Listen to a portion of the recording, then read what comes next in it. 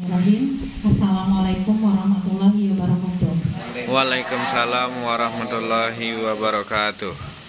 Alhamdulillahilazi hadana li hadza wa kunna linahtadiya laula an hadanallah. Asyhadu an la ilaha illallah wahdahu la syarikalah lahul mulku wa lahul hamdu wa huwa ala kulli syai'in qadir. Yang terhormat Bapak Kepala Sekolah SDN 56 dan yang kami harapkan kepada Bapak Ibu Majelis Guru serta Karyawati SDN 56. Terima kasih saya ucapkan kehadiran Bapak Ibu yang sudah bersedia hadir di sekolah ini untuk melakukan aksi nyata modul 1.4 tentang diseminasi budaya positif di sekolah kita, yaitu dengan penyebaran pemahaman serta penerapan budaya positif di lingkungan SDN 56. Ini untuk tugas CGP saya di modul 1.4. Next.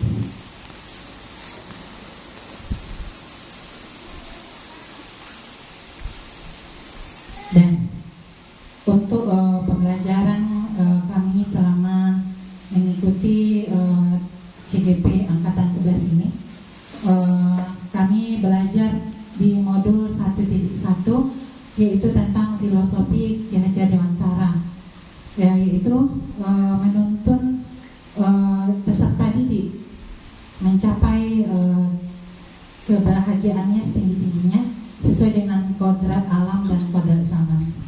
Terus di modul 1.2 yaitu nilai dan peran guru penggerak.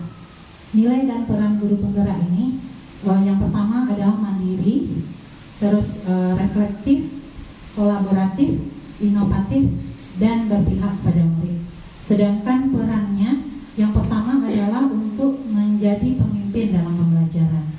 Yang kedua adalah menggerakkan komunitas praktisi. Terus yang ketiga menjadi coach bagi guru lain. Terus yang keempat menjalin kolaboratif antar guru. Yang kelima yang terakhir mewujudkan kepemimpinan murid. Untuk di modul 1.3 yaitu visi guru penggerak. Sebelumnya saya juga berterima kasih kepada rekan-rekan semuanya karena waktu kita mencetus visi misi guru penggerak kemarin, Bapak Ibu sudah bersedia mendampingi kami untuk melakukan penerapannya. Yaitu visi ini adalah pandangan atau tujuan dari jangka panjang yang dimiliki seorang guru penggerak dalam upaya meningkatkan pendidikan. Untuk modul 1.4 yaitu budaya positif. Budaya positif ini adalah tempat belajar yang membuat murid merasa nyaman, aman, dan menyenangkan, yang nilai dan keyakinannya berpihak kepada murid. Next.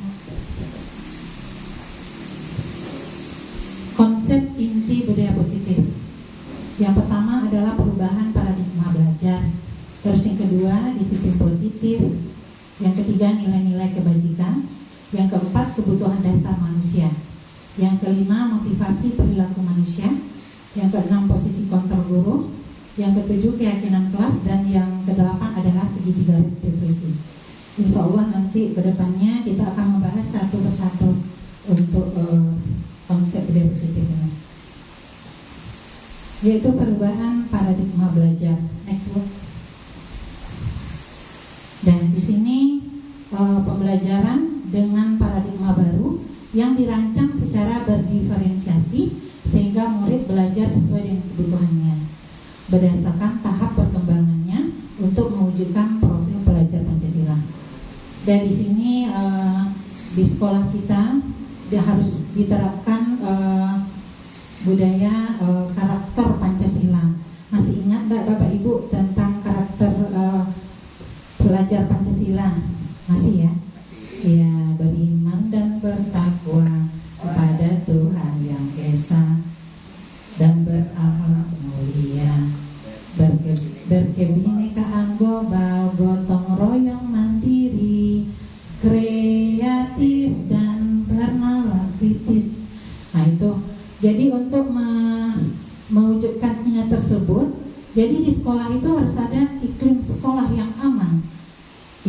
inklusif, dan merayakan kebinekaan. Nah, itu yang pertama. Untuk yang kedua yaitu pembelajaran yang berpusat kepada murid. Jadi di sekolah ini apapun yang akan kita ajarkan kepada peserta didik kita itu diharapkan kita lebih berpihak kepada murid kita.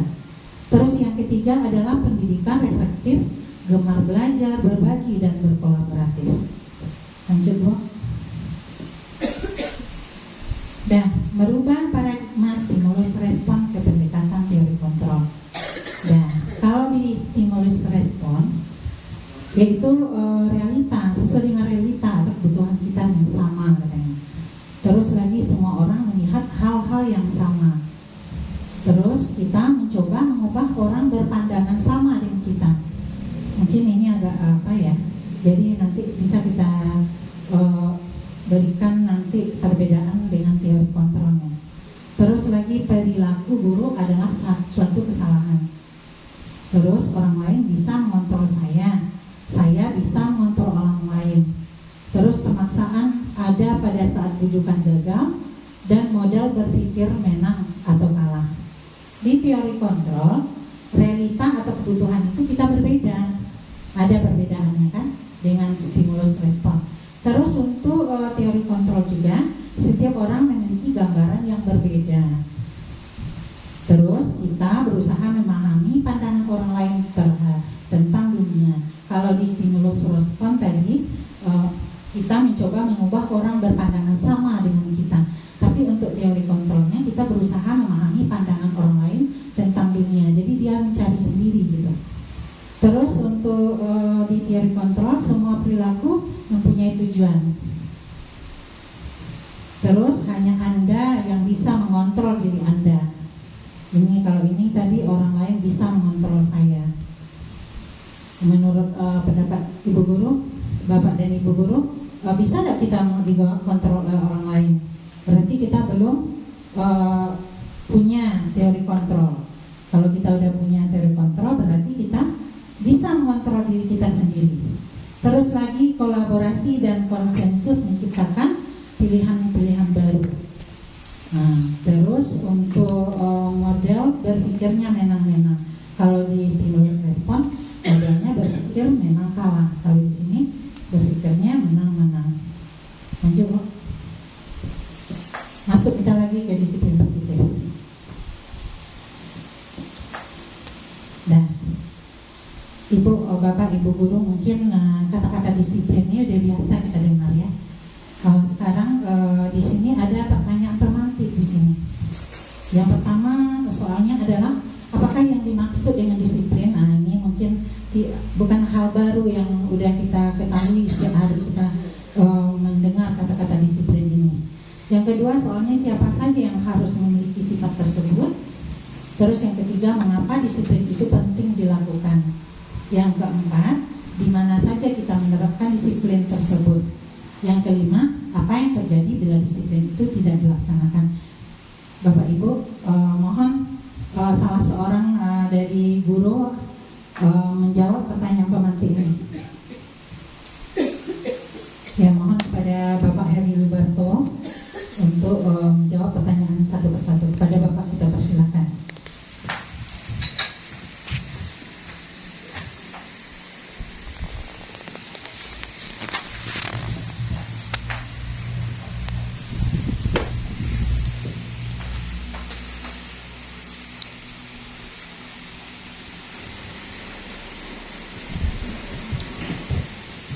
Baik, terima kasih. Sebelumnya, Assalamualaikum warahmatullahi wabarakatuh.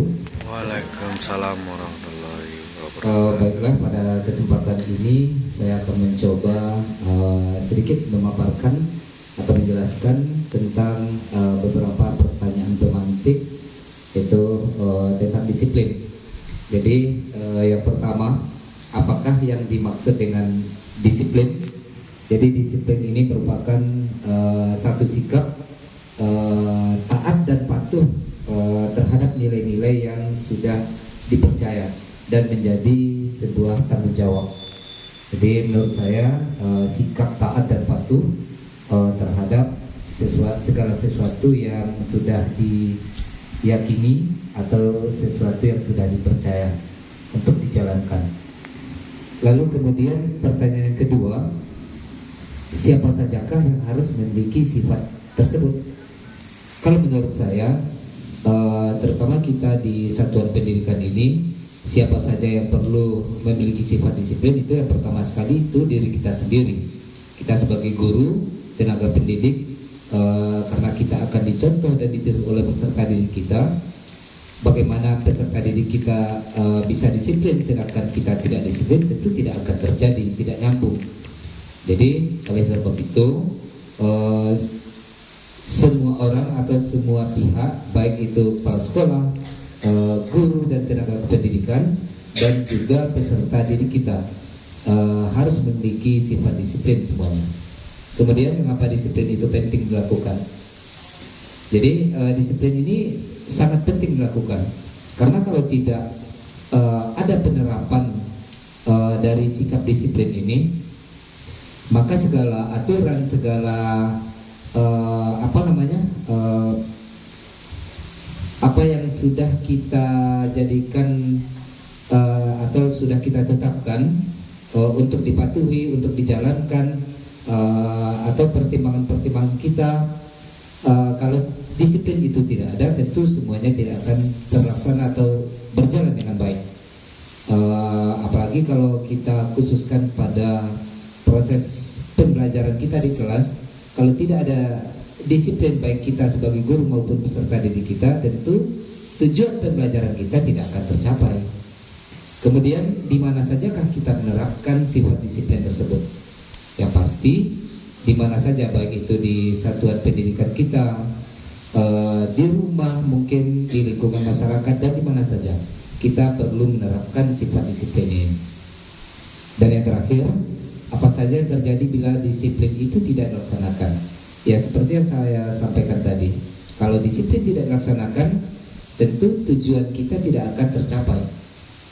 Kalau kita di sekolah, pastinya kita memiliki tujuan yang sama. Tidak ada disiplin, berarti tujuan tidak akan terlaksana atau tidak tercapai dengan baik. Mungkin demikian penjelasan atau pemaparan dari saya secara singkat. Terima kasih atas waktu dan kesempatan. Assalamualaikum warahmatullahi wabarakatuh. Waalaikumsalam warahmatullahi wabarakatuh. Terima kasih kita ucapkan kepada Bapak Edi Lubarto yang telah memaparkan tentang pertanyaan pemantik dari yang dimaksud dengan disiplin, terus apa tujuannya yang harus kita capai gitu kan di sekolah kita.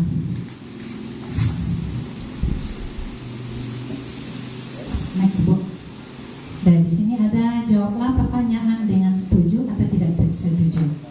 Di sini ada jadi mohon kepada Bapak Ibu guru nanti menanggapi setuju atau tidak setuju untuk soal yang 1 sampai 4 ini. Yang pertama, pemberian hukuman di sekolah dapat mendisiplinkan anak. Gimana menurut Bapak Ibu? Setuju atau tidak setuju? Tidak setuju. Tidak setuju. Oke.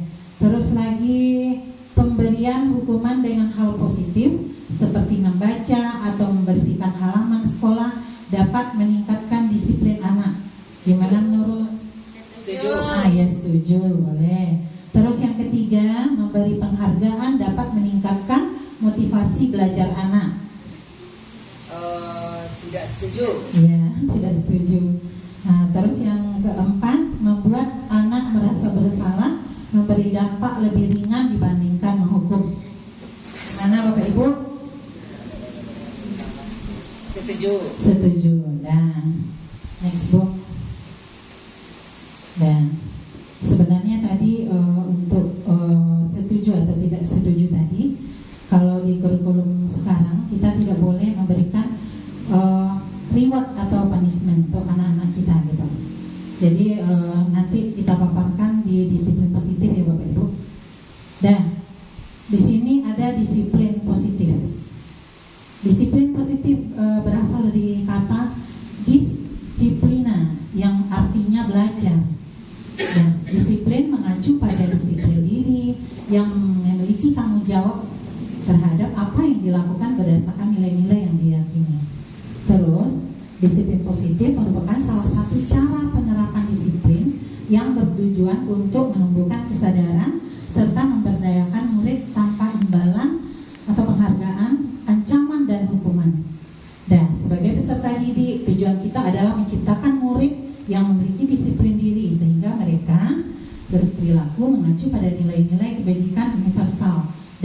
motivasi intrinsik dalam perubahan perilaku ke anak yang lebih baik. Seperti yang sudah saya sampaikan tadi, berarti pemberian reward dan punishment tidak boleh lagi untuk kurikulum yang sekarang. Jadi penerapan disiplin itu harus berdasarkan tumbuh dari kesadaran peserta didik sendiri, gitu Bapak Ibu. Next.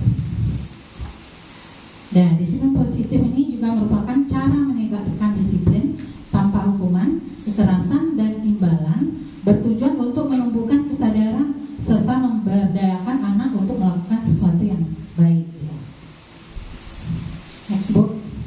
Dan masuk kita lagi ke nilai-nilai kebajikannya. Dan nilai-nilai kebajikan. Dan ini contoh nilai kebajikannya ada di profil pelajar Pancasila yang sudah kita terapkan di sekolah kita, yaitu beriman dan bertakwa kepada Tuhan Yang Maha Esa dan berakhlak mulia, berkebinekaan global, gotong royong, mandiri, kreatif, dan bernalar kritis. Terus lagi untuk IBO, PYP ini atau Prima Years Program. Nah, itu berasal dari toleransi, rasa hormat, integritas, mandiri, menghargai, antusias, empati, keingintahuan, kreatif, kerjasama, percaya diri, dan komitmen. Kalau untuk keterampilan hidup atau life skillnya dapat dipercaya, terus lurus hati, pendengar yang efektif, tidak merendahkan orang lain, dan memberikan yang terbaik dari dirinya.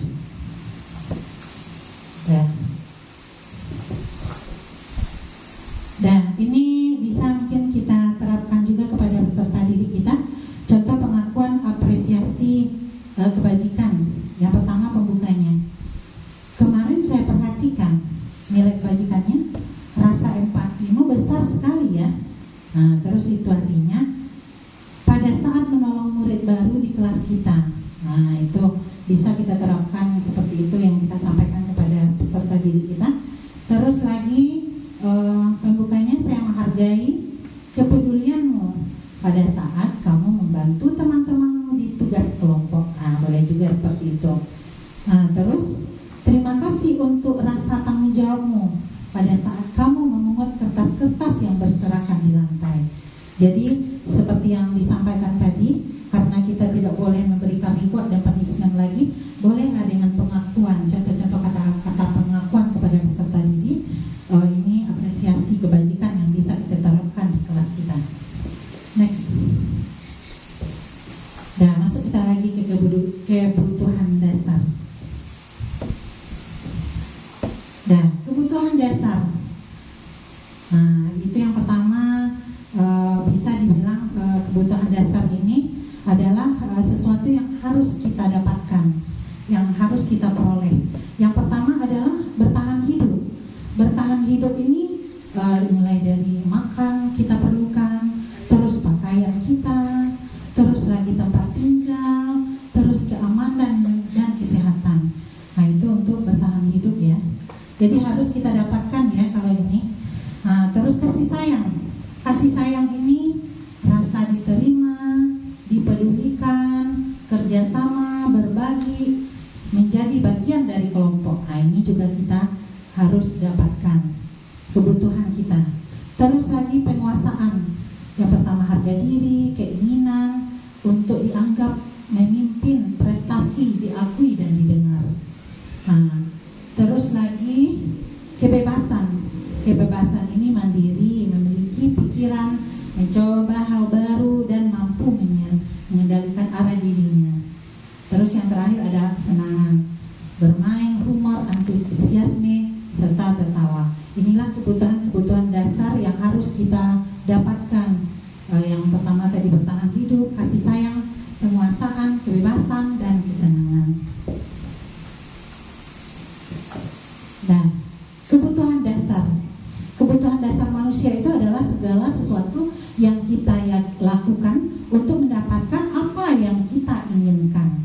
Jadi tadi seperti kebutuhan dasarnya tentang makan tadi harus kita dapatkan, pakaian kita juga harus kita dapatkan, tempat tinggal juga seperti itu juga dengan rasa kasih sayang dan sebagainya. Nah, terus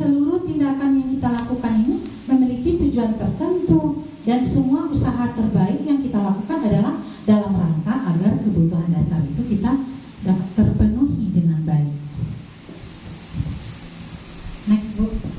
Nah, ini untuk motivasi perilaku manusia.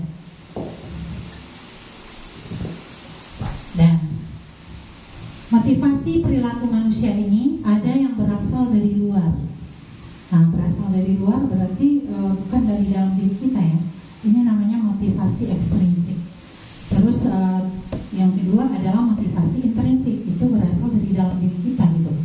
Nah, motivasi ekstrinsik itu adalah untuk menghindari ketidaknyamanan hukuman. Jadi seperti punishment tadi itu tidak boleh lagi kita lakukan. Itu berasal dari luar, bukan dari dalam diri peserta didik. Berarti bisa jadi hukuman itu dari gurunya atau gimana. Nah, berarti tidak harus kita lakukan untuk kedepannya. Terus motivasi intrinsik ini anak juga berharap mendapatkan imbalan atau reward, penghargaan dari orang lain. Jadi kalau itu kita terapkan kepada peserta didik kita, maka peserta didik itu mengharapkan yang seperti itu terus. Nah, jadi kalau seandainya kita memberikan sebuah keyakinan kepada peserta didik itu harus berasal dari dalam dirinya. Jadi imbalan dan penghargaan atau reward punishment tadi tidak harus kita terapkan lagi untuk masa yang akan datang. Terus lagi motivasi intrinsik untuk menjadi orang yang mereka inginkan dan menghargai dirinya sendiri dengan nilai-nilai yang mereka percaya. Nah, seperti tadi pengennya kita dihargai, pengennya kita dibutuhkan gitu kan. Kita pengen bahagia kan itu.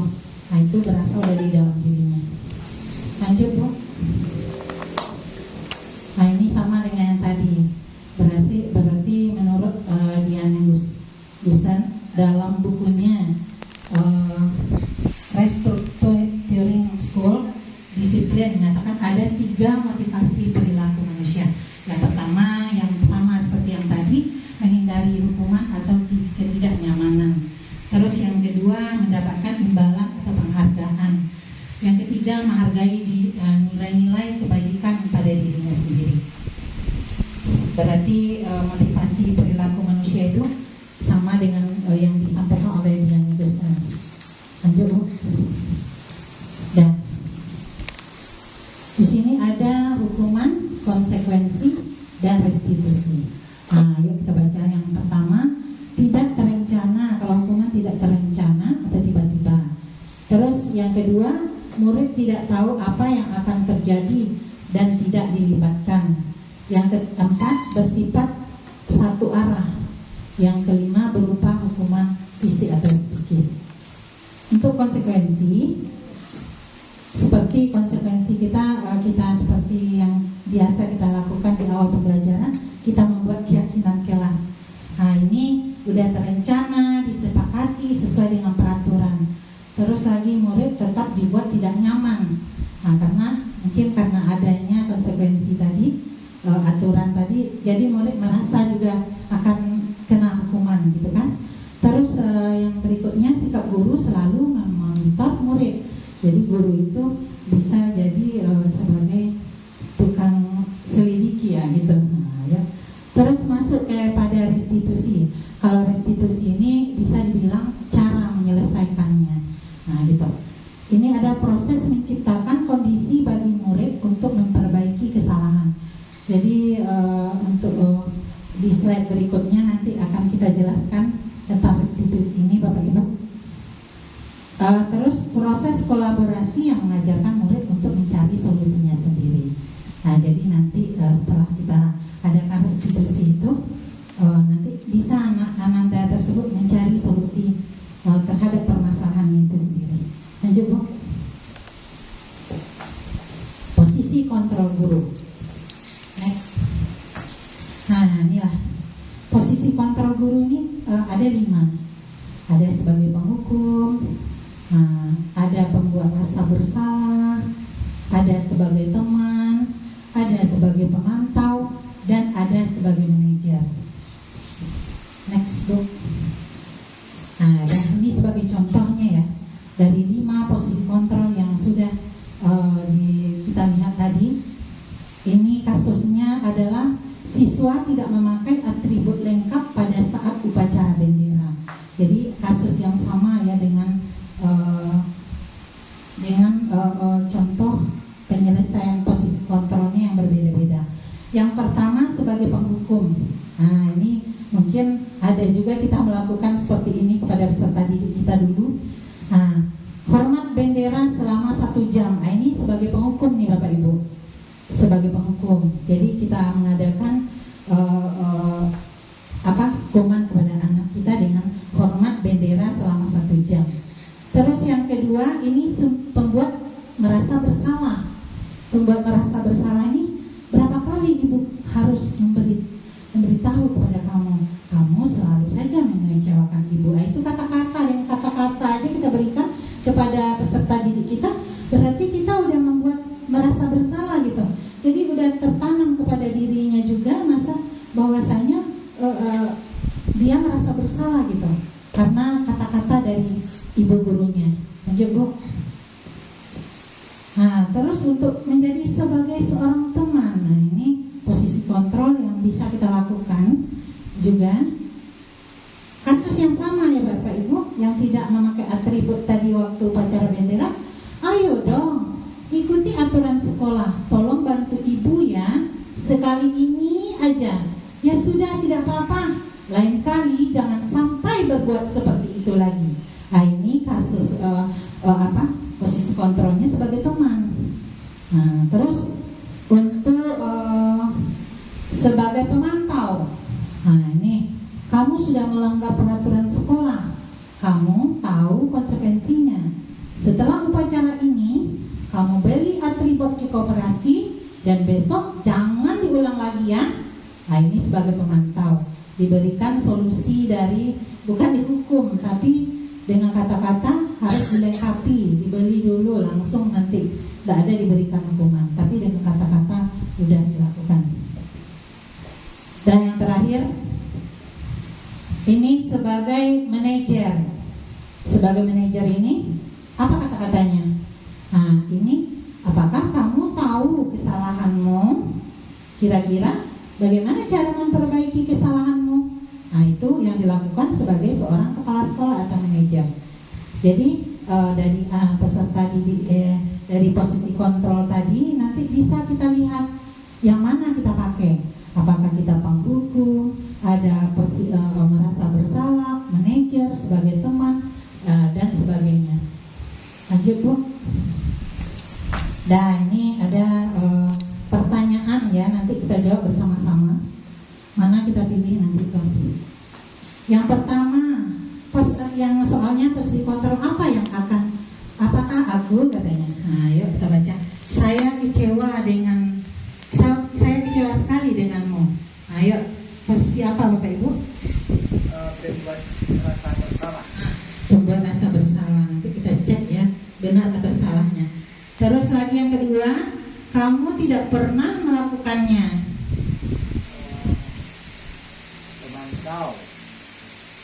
Memantau kan? Ya, boleh. Terus yang ketiga, apa rencanamu untuk menyelesaikan masalah ini? Ya, manajer.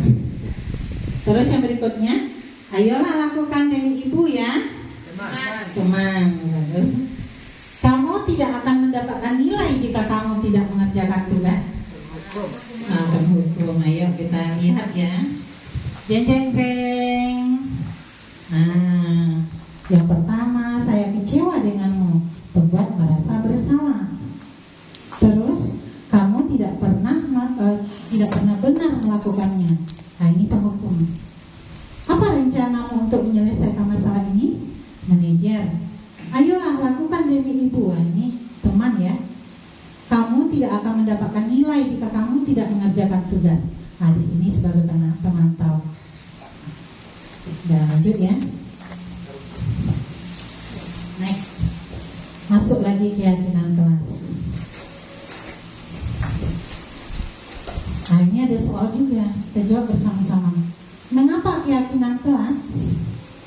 Mengapa bukan peraturan kelas? Nah, apa beda antara keyakinan dengan peraturan? Menurut Bapak Ibu bagaimana? Boleh? Menurut Bapak Ibu gimana? Mengapa keyakinan kelas? Mengapa bukan peraturan kelas?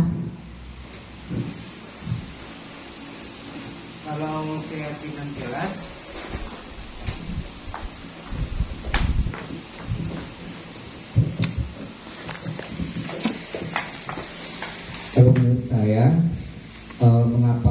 mengapa keyakinan kelas dan kenapa bukan peraturan kelas? Kalau keyakinan kelas ini dibuat berdasarkan kesepakatan bersama. Kenapa bukan peraturan kelas? Karena peraturan bisa jadi dibuat oleh satu pihak atau satu orang, lalu orang lain harus mengikuti. Ya, mungkin menurut saya seperti itu, Bu. Terima kasih.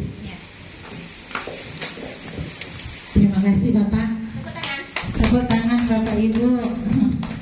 Ya, seperti yang disampaikan Bapak tadi, memang benar. Keyakinan itu adalah sesuatu yang dibuat secara bersama-sama. Berarti memang dari diri peserta didik itu. Makanya di awal pembelajaran kita buat keyakinan kelas. Nanti biar nanti peserta didik itu karena keyakinannya, karena udah berasal dari dalam dirinya, nanti dia tidak melanggar lagi gitu. Makanya kita buat keyakinan kelas di awal kita sekolah ya. Terus kenapa bukan peraturan kelas?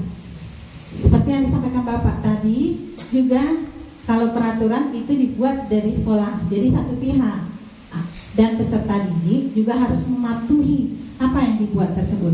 Jadi kalau kita di kelas, bagusnya kita membuat keyakinan dulu. Nah, nanti peraturan, nah itulah perbedaannya. Next, Bu. Nah, keyakinan kelas tadi, karena dengan keyakinan kelas seseorang akan lebih memotivasi dirinya sendiri, lebih bersemangat daripada hanya sekedar mengikuti peraturan. Kalau keyakinan kelas seperti yang saya sampaikan tadi, kita udah buat menjelang awal kita masuk kelas. Kalau peraturan, kita harus menepati yang sudah ada gitu. Jadi ini satu pihak seperti yang disampaikan Bapak tadi. Next, Bu.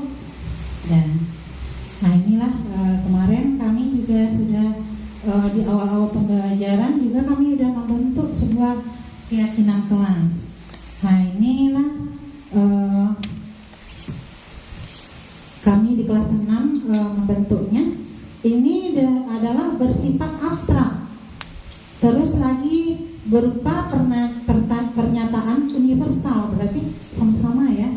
Terus lagi dibuat dalam pernyataan positif. Terus sedikit saja agar mudah diingat. Terus sesuai dengan kondisi kelas dan sekolah sehingga mudah diterapkan. Nah, semua warga kelas dilibatkan dalam pembuatannya. Next, Bu. Nah, setelah kami buat keyakinan kelas, dapatlah kesepakatan kelas 6, yaitu pertama masuk tepat waktu. Nah, terus mendengarkan penjelasan guru waktu menerangkan. Terus lagi meminta maaf ketika melakukan sebuah kesalahan. Yang berikutnya, tidak boleh membuang sampah di dalam kelas. Dan tidak boleh makan dan minum di dalam kelas. Terus, jangan merusak fasilitas di kelas. Berikutnya, jika masuk dan keluar kelas, minta izin terlebih dahulu. Berikutnya, jika tidak hadir, dikabarin keluar kelas. Jadi, sebuah keyakinan kelas itu sangat penting kita lakukan sebelum kita masuk ke dalam kelas baru. Dan masuk kita lagi ke segitiga restitusi. Next, Bu. Dan segitiga restitusi, suatu proses dialog yang dijalankan oleh guru agar dapat menghasilkan murid yang mandiri dan bertanggung jawab. Nah, di sini kemarin kita di kelas kita ada terjadi suatu masalah gitu. Jadi disinilah nanti kita berperan bagaimana kita menyelesaikannya dengan segitiga restitusi ini. Kemarin itu peserta didik saya itu terlambat datang ke dalam kelas. Jadi ditanya dulu, didengar dulu, inilah bagaimana caranya. Yang pertama, menstabilkan identitas dulu kita Bapak Ibu. Apa yang kita tanyakan? Itu kita dengar dulu. Jadi setiap orang pasti pernah melakukan kesalahan. Jadi kalau udah kita tanya dulu kepada peserta didik, apa kendalanya, nanti supaya mereka tidak merasa terhukum, jadi kita boleh kita apakan dulu. Kamu bukan Ibu juga pernah, nah, kan boleh kita melakukan seperti itu kepada peserta didik kita. Terus kita validasi tindakan yang salah. Nah, apa yang kita lakukan? Kamu tentu punya alasan mengapa melakukan itu. Seperti yang kemarin itu ditanya, katanya gak ada yang bangunin Bu. Biasanya Bunda yang bangunin. Rupanya Bunda subuh-subuh udah pergi ke tempat kerjaannya Bu, katanya kan. Nah, jadi kita dengar dulu. Kalau misalkan kita mau restitusi, mau mengadakan segi 3 restitusi untuk menyelesaikan sebuah masalah, kita dengar dulu apa keluh kesah anak itu.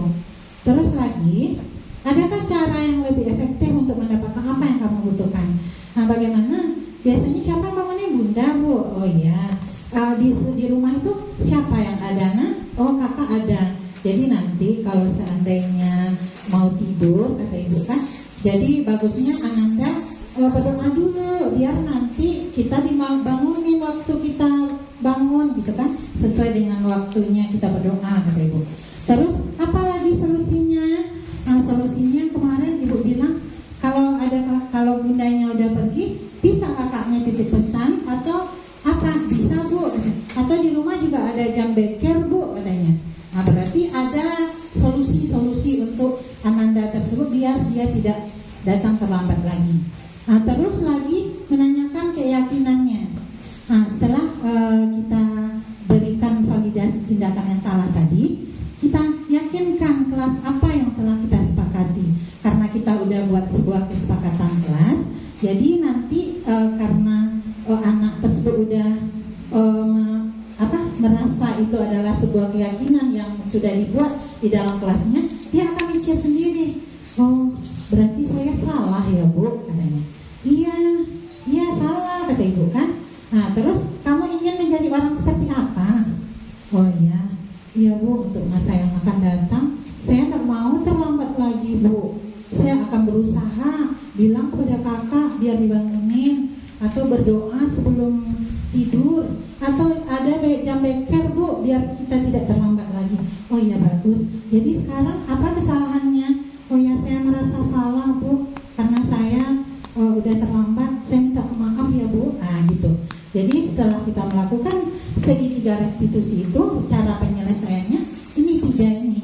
Yang pertama menstabilkan identitas, terus validasi tindakan yang salah, terus menanyakan keyakinannya. Nah, lanjut. Ciri-ciri restitusi. Yang pertama, tadi udah terlambat, jadi dia harus belajar dari kesalahan, bukan menembus kesalahan. Nah, yang ketiga, 2, memperbaiki hubungan. Terus yang ketiga, menawarkan bukan memaksa. Nah, yang keempat, restitusi diri adalah cara terbaik. Yang kelima, menuntun untuk melihat ke dalam dirinya. Yang keenam, mencari kebutuhan dasar yang mendasari tindakan. Yang ketujuh, berfokus pada karakter bukan tindakan. Yang kedelapan, berfokus pada solusi. Yang kesembilan, mengembalikan murid yang berbuat salah pada kelompoknya. Nah, itu ya Bapak Ibu. Nah, terus untuk menstabilkan identitas. Nah, ini apa yang guru tanyakan? Untuk membuat anak yang merasa gagal karena berbuat salah menjadi positif terhadap dirinya. Yang pertama yang guru tanyakan, berbuat salah itu hal yang manusiawi. Tidak ada manusia yang sempurna. Jadi kita berikan dulu bahwasanya kita berikan kita juga pernah melakukan sebuah kesalahan. Jadi menstabilkan identitas anak tersebut, begitu caranya Bapak Ibu. Terus lagi, tidak ada manusia yang sempurna. Ibu juga pernah buat salah. Kita pasti bisa menyelesaikan permasalahan ini. Ibu tidak tertarik untuk mencari tahu siapa yang benar dan siapa yang salah. Ibu lebih tertarik untuk menyelesaikan masalahnya. Berikutnya, kalau kamu menyalahkan dirimu sendiri terus-menerus, apakah kamu bersikap baik pada dirimu sendiri? Itu yang kita tanyakan kepada peserta didik kita, biar dia tidak merasa tertekan dengan keadaannya karena dia terlambat tadi kan. Next Bu. Nah, ini validasi kebutuhan Bapak Ibu. Membantu siswa untuk mengenali basic need, kebutuhan yang ingin dipenuhi ketika melakukan kesalahan itu. Pada dasarnya setiap tindakan manusia tujuannya adalah memenuhi basic need tersebut. Apa yang guru tanyakan? Kalau kamu bisa kan melakukan hal yang lebih buruk, tapi kamu tidak melakukannya kan? Nah, itu yang kita tanyakan. Bisa lebih buruk, bisa dia cabut gitu kan, tidak masuk ke dalam kelas, kan bisa tuh yang melakukan hal yang buruk. Tapi anak tersebut karena udah yakin dia, karena pasti diselesaikan oleh guru dengan restitusi, segitiga restitusi ini, jadi anak itu nggak membuat hal-hal buruk gitu kan. Terus lagi kamu pasti punya alasan mengapa melakukannya. Oh ya, seperti yang disampaikannya tadi, karena dia tidak dibangunin oleh bundanya, karena bundanya udah pergi berangkat kerja, kakaknya lupa pula. Nah itulah apa yang paling penting bagi kamu. Nah yang paling penting baginya katanya. Terus kamu boleh tetap berusaha menjaga sikap itu, tapi tambahkan sikap yang lain, yang baru ya. Nah itu dia. Terus maukah kamu belajar cara lain untuk mendapatkan yang kamu butuhkan tanpa harus memukul? Nah ini karena ada juga masalah yang lain. Kemarin Ananda Ibu juga ada yang sampai jewer-jewer jilbabnya Bapak Ibu. Jadi karena uangnya terjatuh di tangga, jadi dapat sama temannya. Kebetulan anak itu mau ngantarkannya ke Ibu Sil, Bu PAI ya. Jadi keburu dijambak rambutnya, padahal dia belum tahu bagaimana anak itu melakukan kejujuran untuk mengantarkannya ke Bu Sil gitu. Nah setelah itu dapatlah kesimpulan udah selesai permasalahan itu kemarin dengan segitiga restitusi. Terus apakah kamu bisa melakukan ke depannya dengan lebih baik lagi? Nah katanya dia akan berusaha menjadi lebih baik lagi katanya. Kalau Ibu perhatikan dengan segitiga restitusi ini, kita melakukan sebuah penyelesaian masalah. Biasanya Ananda tersebut lebih mudah dia meminta maaf karena dia udah merasa bersalah gitu. Jadi tanpa kita suruh pun Ananda tersebut udah mulai meminta maaf langsung Bapak Ibu. Nah jadi untuk udah Ibu cobakan dan alhamdulillah baik menurut anak-anak. Nah ini lagi. Dah mungkin udah habis ya. Udah, masih ada kan? Oh ya, menanyakan keyakinan. Anak melihat kesalahannya dihubungkan dengan norma sosial dan norma nilai-nilai yang mendasari manusia berinteraksi dengan orang lain. Jadi guru menanyakan, apakah nilai yang kita percaya di kelas sekolah kita? Nah, seperti yang disampaikan keyakinan kelas tadi, kita tanya lagi kepada mereka. Terus nilai-nilai universal yang telah kita sepakati, katanya. Nah, yang dengan keyakinan kelas tadi kita tanya lagi kepada peserta didik kita.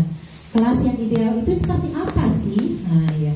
Oh ya disebutnya, Bu datang tepat waktu, apa sesuai dengan keyakinan kelas kita itu Bu, katanya kan. Nah ya lanjut. Kamu ingin jadi anak seperti apa? Oh ya cita-citanya tinggi, tapi tidak mematuhi keyakinan kelas. Jadi dia merasa udah tahu, oh ini berarti kita harus enggak seperti itu lagi ya. Nah itu pemikiran dari peserta didiknya. Apa yang kamu rasakan ketika kamu melakukan itu? Kamu menjadi orang seperti apa? Oh ya kalau sering terlambat terus gimana? Atau sering mukul-mukul jauh-jauh rambut jilbab teman itu mau jadi seperti apa? Nah, jadi anak itu udah mengetahui dia kesalahannya gitu Bapak Ibu. Next Bu. Nah, terima kasih Bapak Ibu. Mungkin segitu pemekaran dari Ibu Guru. Untuk kedepannya mudah-mudahan kita menjadi guru yang lebih baik lagi. Dan Ibu berterima kasih kepada rekan-rekan semua karena sudah bersedia meluangkan waktu dan kesempatannya untuk mendengarkan pemaparan dari Ibu di pagi hari ini. Dan Ibu sudahi dengan wabillahi taufiq wal hidayah. Assalamualaikum warahmatullahi wabarakatuh.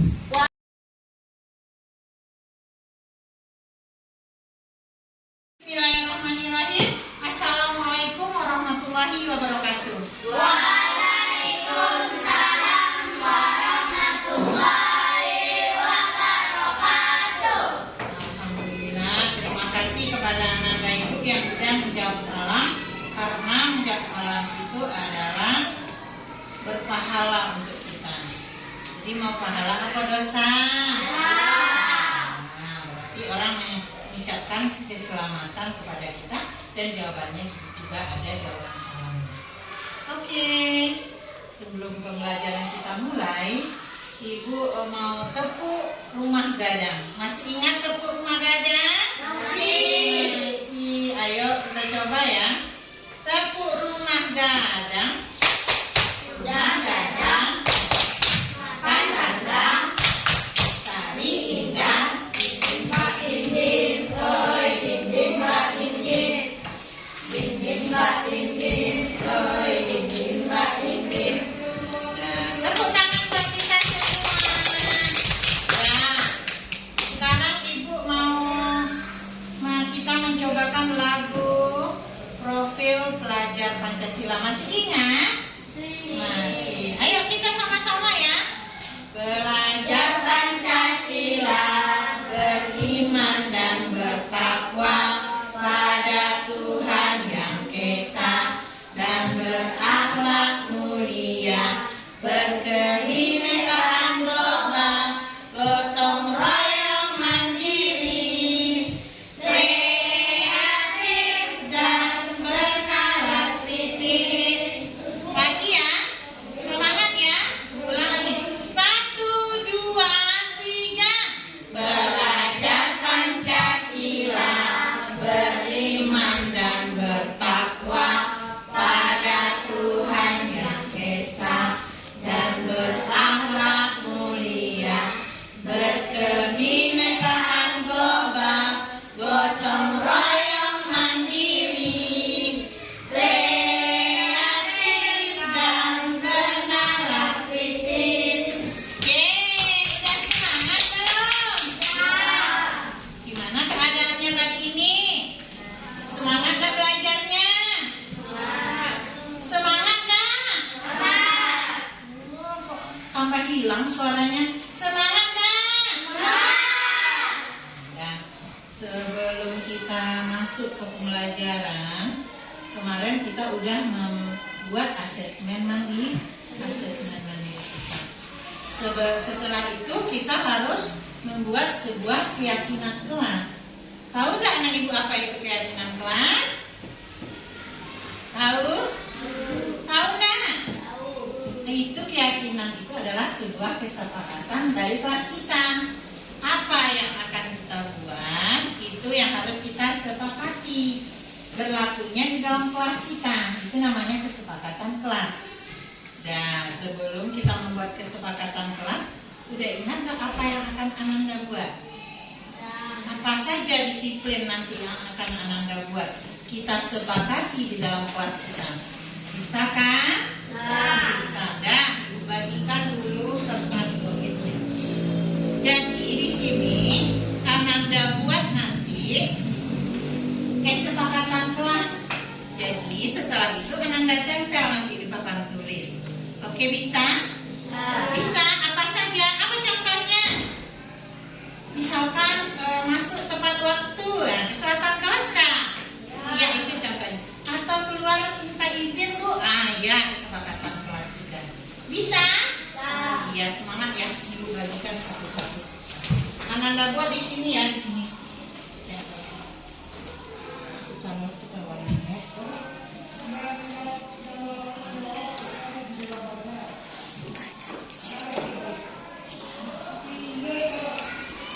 Ayo, buat lagi, cepat. Itu dalamnya tuh, bisa dibalik ya. Di sini aja langsung dibuat ya. Apa-apa saja keyakinan kelas kita atau kesepakatan kelas kita. Jadi Ananda buat di sini ya. Ayo, cepat.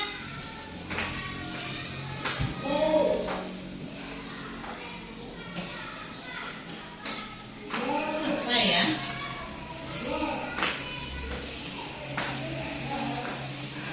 Iya, pintar. Cepat sayang. Cepat. Kalau udah selesai ditempelkan di sini ya.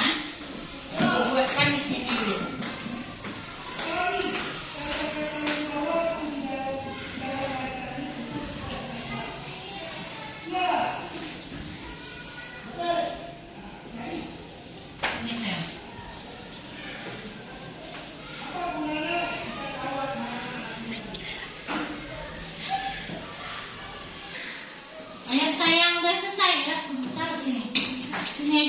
Ini tempelkan. Bahasa Indonesia ya sayang. Cepat-cepat. Nah, ayo, ayo.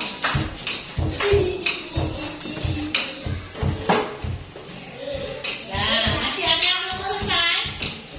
Cepat, cepat, cepat. Ayo, ayo. Cepat, cepat. Cepat.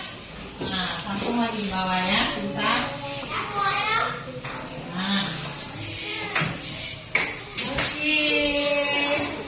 Dah, udah. Jadi dekat ya.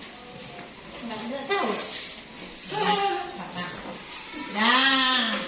Kelas harus minta izin kesepakatan kelas tak?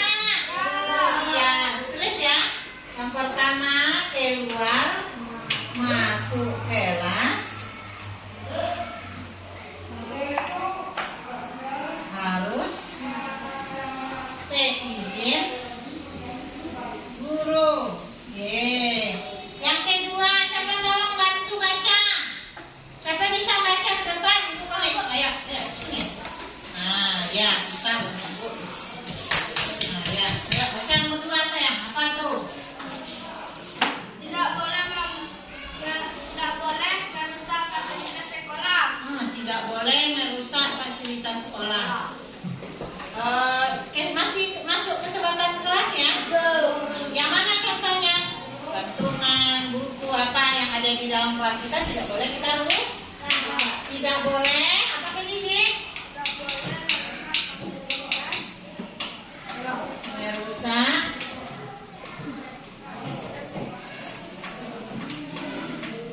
Lagi sih. Yang ketiga apa? Tidak boleh membuang sampah di kolong meja. Tidak boleh membuang sampah di kolong meja. Masuk kesepakatan kelas ya? Tidak boleh membuang sampah di kolong meja. Mungkin banyak sampah ya di kelas kita, makanya dibuat tuh sama temannya. Tidak boleh membuang sampah di kolong meja. Bagus. Bagus. Tajik apa sih?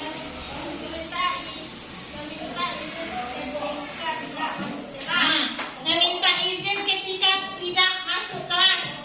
Iya harus. Itu juga termasuk peraturan sekolah. Meminta izin ketika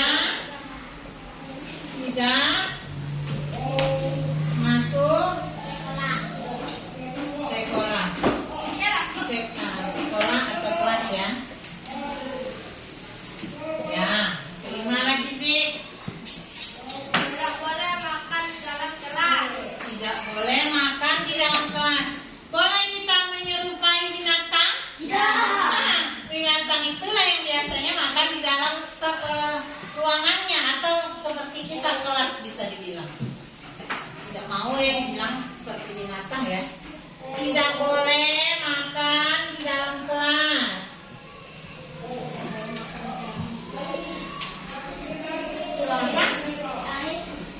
Nah, lanjut. Ada lagi sayang? Perkataan guru.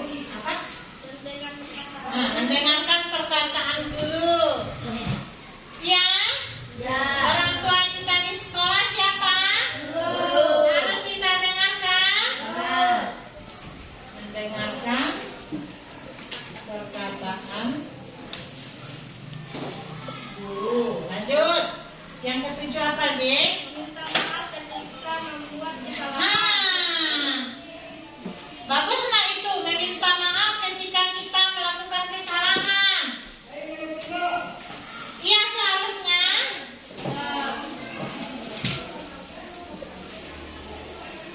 Kalau berbuat salah. Nah lanjut. Ada lagi, Dek? Tidak boleh dibuat waktu jam pelajaran. Nah,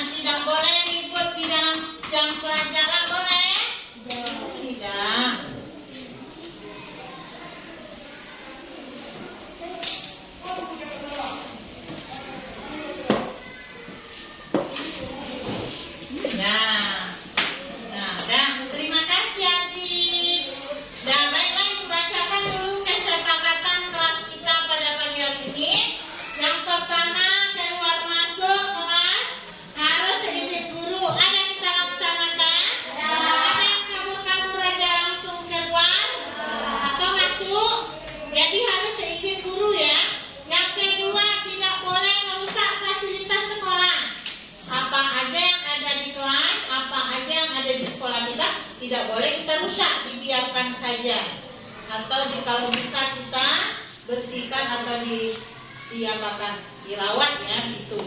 Terus yang ketiga, tidak boleh membuang sampah di kolong meja. Mungkin ada ini temannya terinspirasi karena ada teman lainnya membuang sampah di kolong mejanya.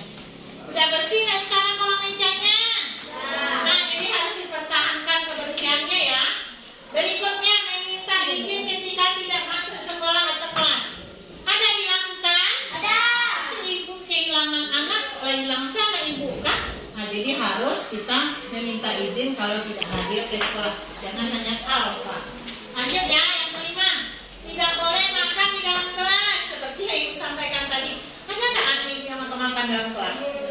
Tidak, kecuali ada kita misalkan keperluan makan sarapan pagi. Kalau diperbolehkan, boleh kita makan di dalam kelas. Tapi kalau tidak seizin guru, kita tidak boleh makan sendiri. Ya. Terus lagi yang keenam, mendengarkan perkataan guru. Insya Allah perkataan guru, bapak ibu guru kita pasti insya Allah yang baik-baik. Makanya harus kita dengarkan ya, sebab orang tua kita di sekolah adalah guru kita. Terus lagi meminta maaf kalau berbuat salah. Kalau kita berbuat salah, apa yang harus kita lakukan? Minta maaf. Nah, dengan itu. Kalau berbuat salah minta maaf. Maaf. Kalau butuh bantuan minta tolong. Tolong. Kalau dapat hadiah, ucap terima kasih. Kalau kau mau lewat, ucapkan permisi. Nah, itu harus ada pada diri kita. Yang kedelapan, tidak boleh ribut di jam pelajaran. Boleh nggak ribut di jam pelajaran? Tidak. Kalau ribut di jam pelajaran, nanti konsentrasi kita dan konsentrasi teman akan hilang. Jadi, Ananda buatlah kesepakatan kelas ini, biar kita nanti bisa melakukan pembelajaran dengan maksimal. Oke, terima kasih. Bisa nggak kita sepakati ini? Ya, laksanakan ya. Tidak boleh kita langgar. Mau melanggar? Tidak. Mau melanggar? Tidak. Ini adalah kesepakatan kelas. Oke, terima kasih Ananda Ibu. Iya, Ibu mohon maaf apabila nanti ada kata-kata Ibu yang salah dari pembelajaran kita membuat kesepakatan kelas. Ibu sudahi dengan wabillahi taufiq wa hidayah. Assalamualaikum warahmatullahi wabarakatuh.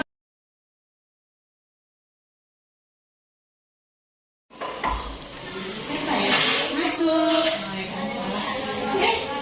Adik, kenapa? Kenapa terlambat? Ya Allah, udah jam 8 loh. Kenapa kok bisa terlambat bangunnya? Oh, kakak ini. Ya, silakan duduk. Kenapa terlambat sayang? Oh, ada lambat bangun. Di rumah sama siapa?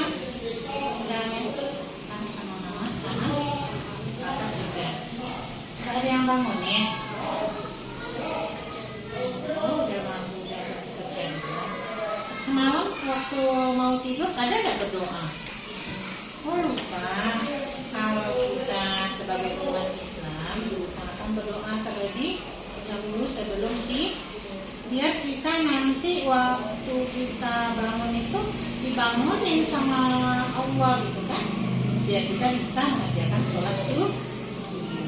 Jadi adik sebenarnya kalau ibu di posisi adik kita akan seperti itu ya. Kalau kita menggantungkan diri ke orang lain, pastilah kita nanti nunggu-nunggu dibangunin.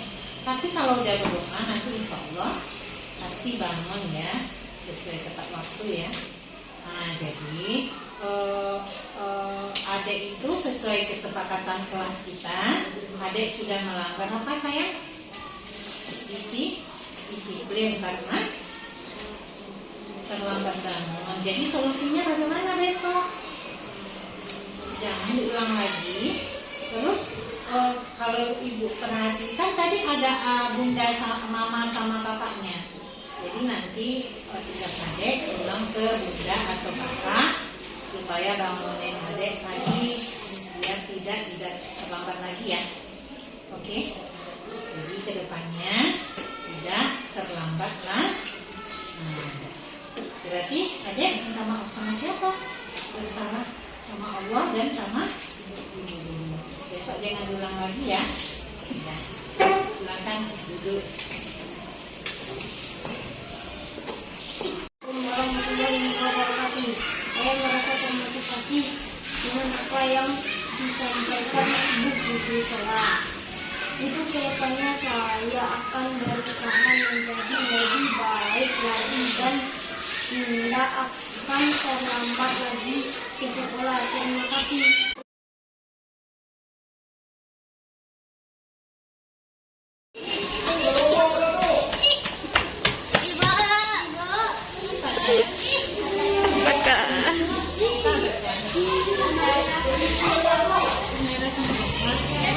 Oh ya, coba panggil Umaira sama Ulfa dan teman yang lain perempuan. Hai guys. Ya Allah, kenapa Nandang? Kenapa nangis? Di mana di mana? Apa yang mau tempatnya? Di tangga? Oh ya, silakan duduk.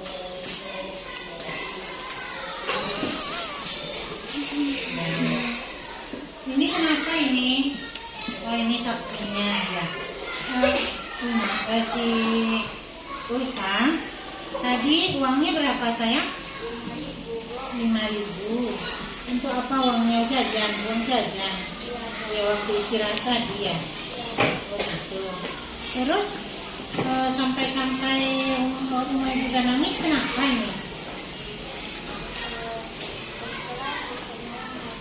Oh, berkelahi sama Umay. Nah, siapa saksinya? Siapa yang tahu? Iya, kenapa Din? Tadi aku lihat Umay jajan dikasih uangnya mirip sama yang kamu. Oh gitu, jadi uang tadi itu Andin lihat uang yang mirip sama yang dijajanin Umay di kantin gitu ya. Berapa uangnya sayang? 5.000. Oh 5.000. Iya, Mai? Iya Mai? Iya, Bu. Enggak. Ada Umay dapat, ada Umay ngambil uang Ulfa. Enggak, Bu.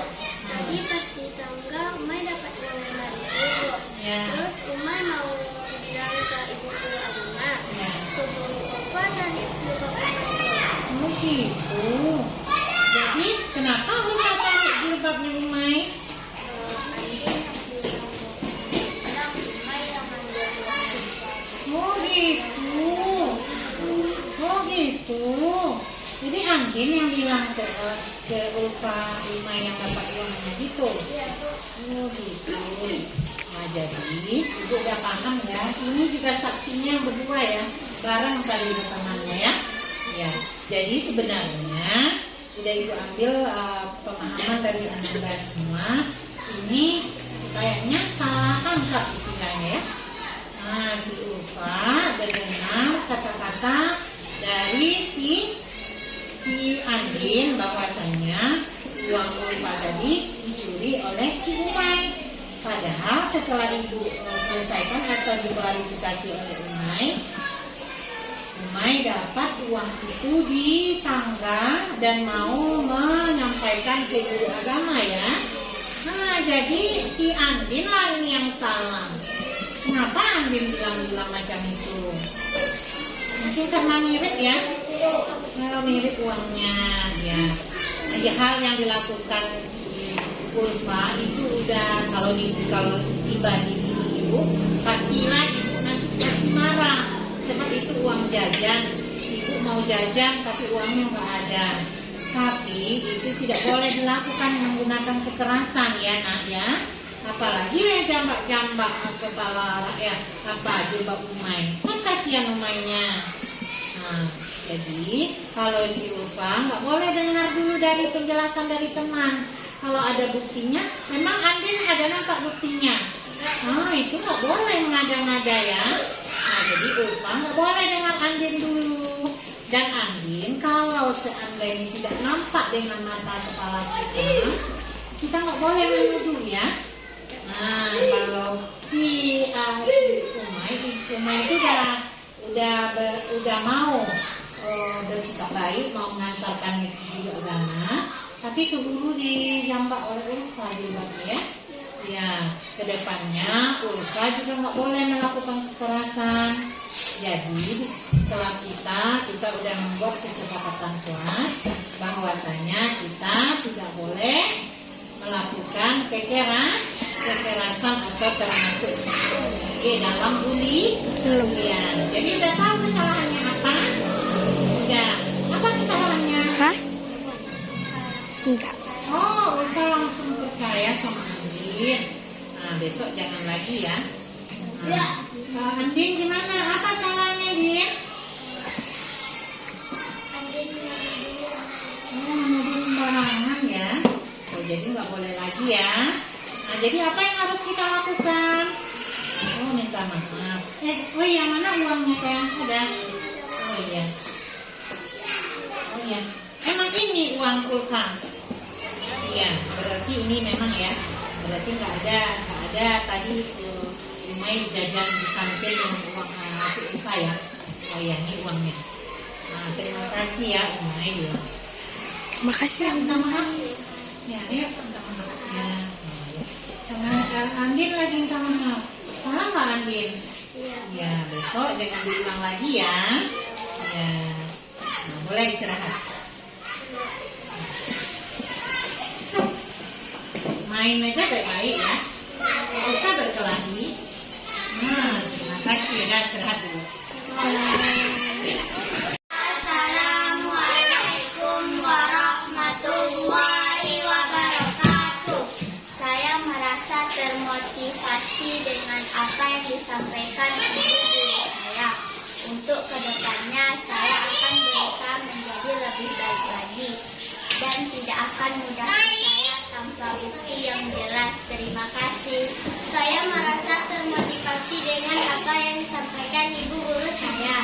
Untuk kedepannya saya akan berusaha menjadi lebih baik lagi dan saya tidak akan menuduh tanpa bukti lagi. Terima kasih.